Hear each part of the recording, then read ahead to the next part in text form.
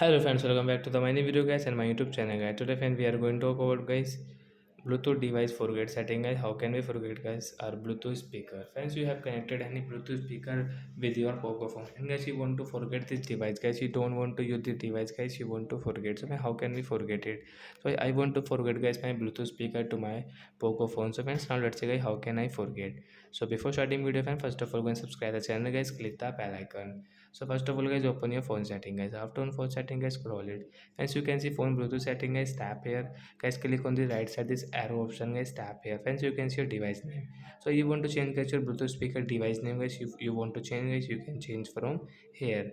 So when you can see this unpair option guys, tap here to forget, then it will forget to your phone guys. You cannot use guys. If you use so you will have to connect again. So like that guys, we can forget our Bluetooth speaker to our Poco phone. So that's it guys. Thanks for watching the video. Bye guys, we will meet on next video. Bye guys.